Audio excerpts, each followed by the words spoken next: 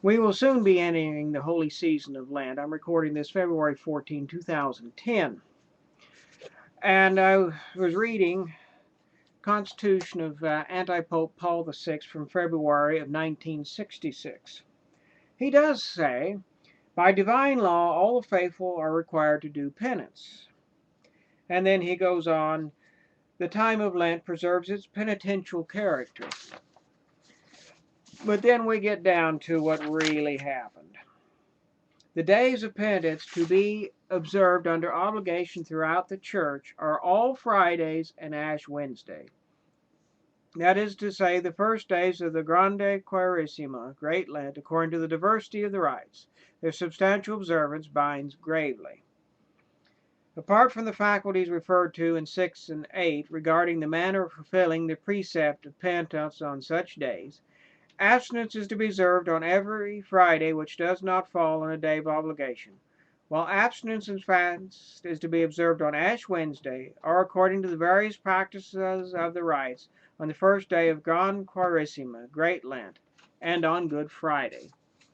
In other words, he reduced fasting, which obliges under pain of mortal sin on every day during Lent, from Ash Wednesday to Holy Saturday, with the exception of Sundays, as the tradition of the church, down to 2 fast days, Ash Wednesday and Good Friday.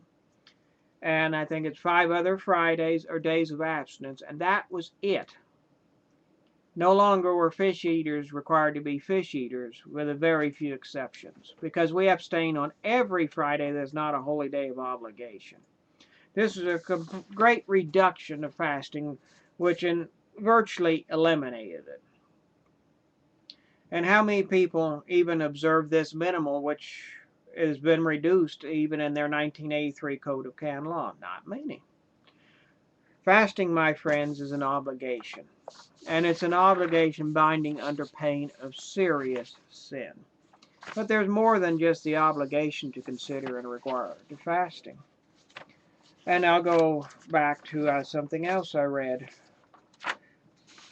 in regard to this. Pope St. Leo the Great. Fasting has ever been the bread of moral strength. From abstinence comes both chaste thoughts, reasonable desires, sound judgment.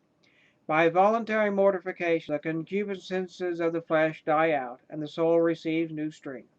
But since fasting alone will not give health to our souls, let us add to it works of mercy towards the poor. Let us spend in good works what we have saved from indulgence. Let our fast become a banquet for the poor.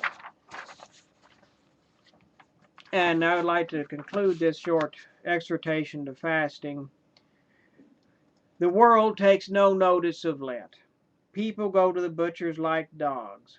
The Blessed Virgin Mary warned us about that at La Salette on Ember Saturday, September 19, 1846. On a fast day, Mary warns us, the people do not observe the fast laws. My friends, let us fast, and let us fast seriously.